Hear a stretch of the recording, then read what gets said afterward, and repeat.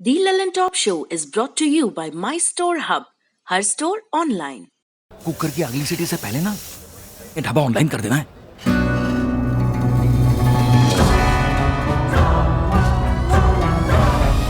हम हो गए ऑनलाइन। आ गया है माई स्टोर ऐप। ये किसी भी स्टोर को ऑनलाइन करे सिर्फ 15 सेकंड में। माई स्टोर, अब हर स्टोर ऑनलाइन।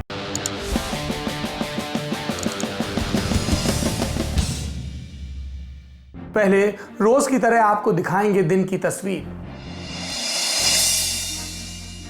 जब पहला पहिया बना तब तस्वीर खींचने वाला कोई नहीं था। ये मनुष्य की प्रगति के लिहाज से एक बड़ा कदम था। लेकिन जब एक संक्रमण ने हमारे जीवन के पहिए को रोका तब की विभीषिका तस्वीरों में दर्ज है और ज़हन में भी। अब पहिया बेखौफ दौड़ेगा फिर से, क्योंकि कोरोना संक्रमण का टीका आ गया है और लोगों को लगने लगा है। ब्रिटेन में टीके के लॉन्च के बाद पहला टीका लगाया गया मार्गरेट कीनन नाम की महिला को। जीके का सवाल है, रट लीजिए, मार्गरेट कीनन।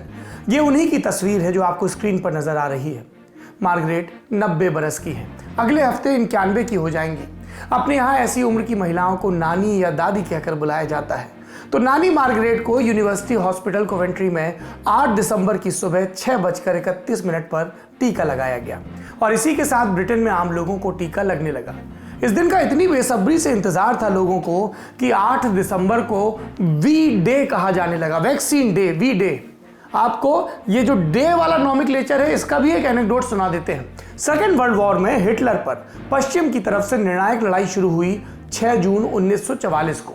इस दिन मित्र देशों की सेनाएं फ्रांस में नॉर्मंडी के किनारे उतरी थी ताकि फ्रांस और फिर पश्चिमी यूरोप को नाजी जर्मनी के हिटलर के कब्जे से आज़ाद कराया जा सके। इस दिन को कहा गया डी डे। अब आपको वैक्सीन वाले वी डे का मतलब और वजन समझ में आ गया होगा। वैसे उस दिन जिस दिन सब हिसाब होंगे उसके लिए भी इस तरह के अल्फाज खूब इस्तेमाल होते हैं। अब आज की घटना पर लौटते हैं। ब्रिटेन की सरकार ने लोगों से संयम बरतने की अपील की, क्योंकि शुरुआती चरण में उन्हीं लोगों को टीका लगेगा जिन पर कोरोना संक्रमण का खतरा ज्यादा है। आज के दिन 2 भारतवंशियों को, डॉक्टर हरि शुक्ल और उनकी पत्नी रंजन को भी ब्रिटेन में टीका लगा। तो इस हिसाब से वो पहले भारतवंशी हो गए जिन्हें कोरोना का टीका लगाया गया। आप पूछ सकते हैं, टीका तो रूस और चीन भी बना चुके हैं और वहां ये लोगों को लगाया भी जा रहा है, तो फिर ब्रिटेन में फाइजर के टीके को पहला कैसे कहा जा सकता है? जवाब यह है कि रूस और चीन दोनों ने टीके को अनुमति देने से पहले उसके ट्रायल से संबंधित जानकारी को सार्वजनिक नहीं किया। इन दोनों देशों के टीकों को लेकर जो दावे हैं उन्हें इंडिपेंडेंटली वेरीफाई नहीं किया जा सकता। लेकिन पश्चिम में जो टीके आए उन्हें नियामक संस्थाओं की बताई गाइडलाइंस का पालन करना पड़ा। उन्होंने अपने सब आंकड़े साझा किए। 3 चरणों में ट्रायल हुआ, इसके नतीजों का अध्ययन हुआ, उन्हें पब्लिक किया गया और उसके बाद इमरजेंसी अप्रूवल मिला। इसलिए पश्चिम में अप्रूव हुए किसी टीके को लेकर दुनिया में ज़्यादा भरोसा है। और जब मैं कह रहा हूं कि पब्लिक किया गया तो ऐसा नहीं कि जनता के बीच बांट दिया गया, नियामक संस्थाओं के साथ सब शेयर किया गया। जानकारी बांटने में संस्थाओं ने कोताही नहीं की। जिन्होंने बनाया उन्होंने भी, जिन्होंने जांच की उन्होंने भी, वैज्ञानिक बिरादरियों के बीच। इसलिए इस टीके की प्रामाणिकता ज़्यादा है। आखिरी में सवाल ये उठता है कि हमारे देश में, भारत में किस तरह काम होता है, रूस की तरह या ब्रिटेन की तरह? तो इसका सीधा जवाब है नहीं। भारत में भारत की तरह काम होता है, लेकिन जितनी सावधानियां भारत की नियामक संस्थाएं बरतती हैं उन्हें देखकर हम कह सकते हैं कि इस मामले में हम ब्रिटेन के ज़्यादा करीब होंगे। हमारे यहाँ भी पारदर्शिता है। भारत में भी एक्सटेंसिव ट्रायल हुए और उसके बाद ही टीके को अनुमति दी जाती है। ये प्रक्रिया है जिसका पालन हो रहा है। लगे हाथों आपको प्रधानमंत्री नरेंद्र मोदी, उन्होंने आज वैक्सीन पर क्या नई बात कही ये भी बता दें।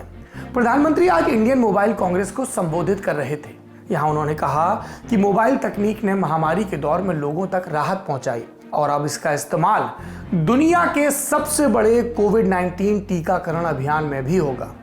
भारत में एस्ट्राजेनेका, भारत बायोटेक और फाइजर, इन 3 कंपनियों ने इमरजेंसी अप्रूवल के लिए आवेदन दिया है।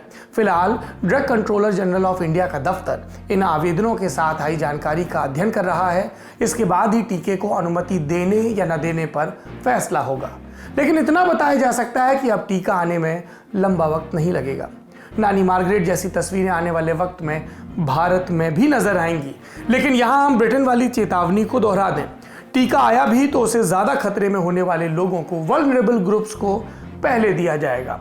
पहले जो डॉक्टर्स हैं, फ्रंटलाइन वर्कर्स हैं, फिर बुजुर्ग हैं और उसके बाद जवानों का नंबर आएगा।